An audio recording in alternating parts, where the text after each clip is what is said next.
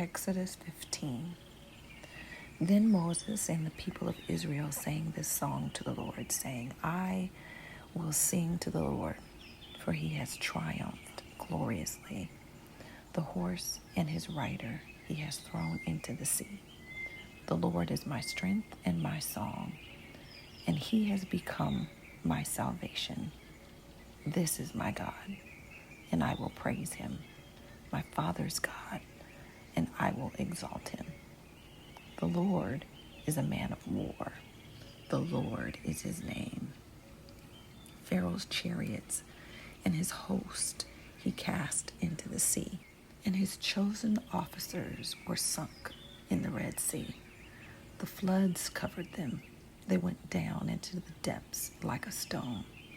Your right hand, O Lord, glorious in power. Your right hand, O Lord, shatters the enemy. In the greatness of your majesty, you overthrow your adversaries. You send out your fury. It consumes them like stubble.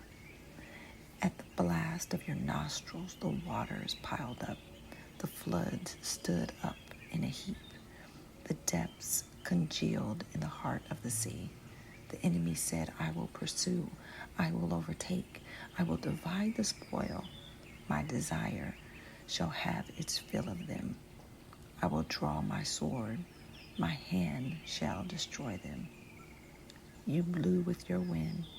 The sea covered them. They sank like lead in the mighty waters. Who is like you, O Lord, among the gods? Who is like you, majestic in holiness, awesome in glorious deeds, doing wonders? You stretched out your right hand. The earth swallowed them. You have led in your steadfast love the people whom you have redeemed. You have guided them by your strength to your holy abode. The peoples have heard. They tremble. Pangs have seized the inhabitants of Philistia.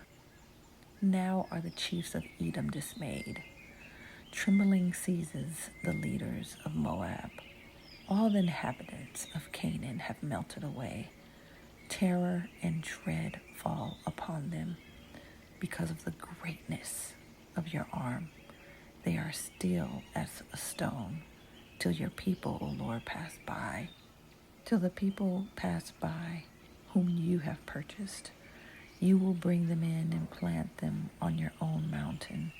The place, O Lord, which you have made for your abode, the sanctuary, O Lord, which your hands have established. The Lord will reign forever and ever. For when the horses of Pharaoh with his chariots and his horsemen went into the sea, the Lord brought back the waters of the sea upon them.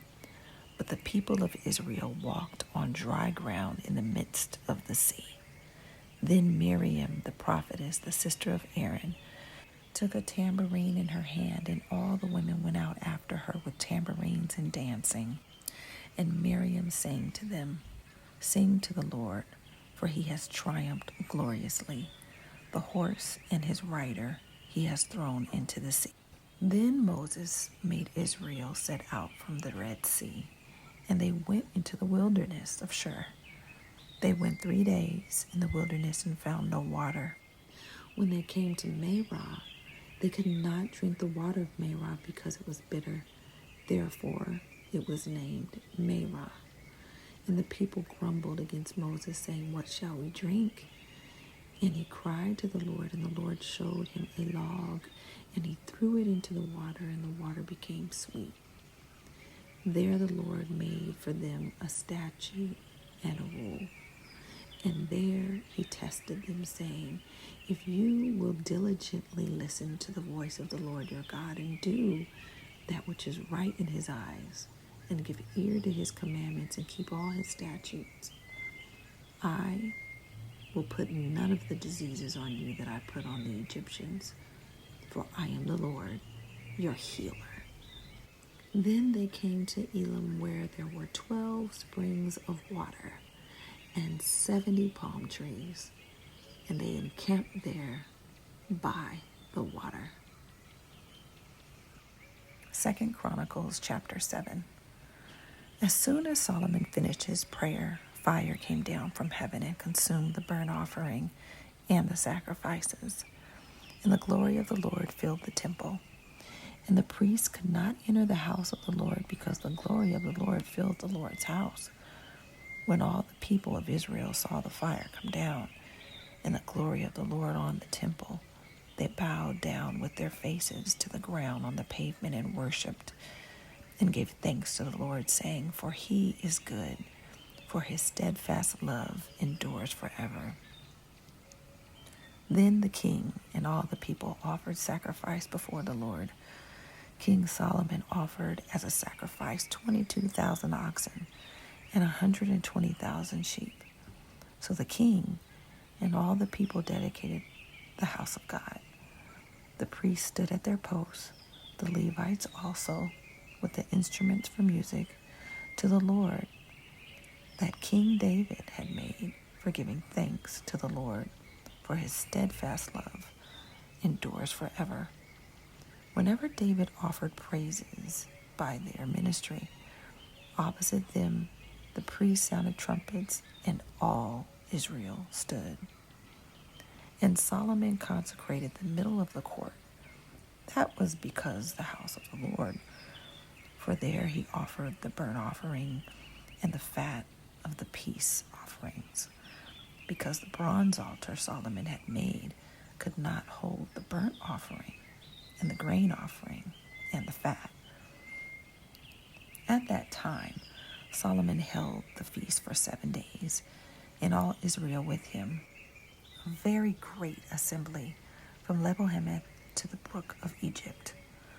And on the 8th day, they held a solemn assembly, for they had kept the dedication of the altar 7 days, and the feast 7 days. On the 23rd day, on the 7th month, he sent the people away to their homes, joyful and glad of heart for the prosperity that the Lord had granted to David and to Solomon and to Israel, his people. Thus, Solomon finished the house of the Lord and the king's house. All that Solomon had planned to do in the house of the Lord and in his own house, he successfully accomplished.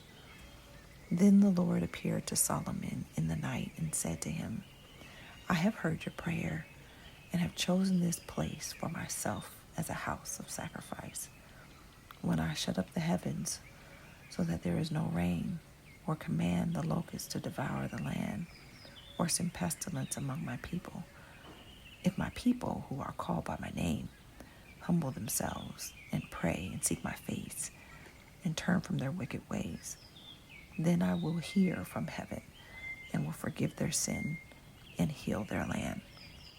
Now my eyes will be open and my ears attentive to the prayer that is made in this place.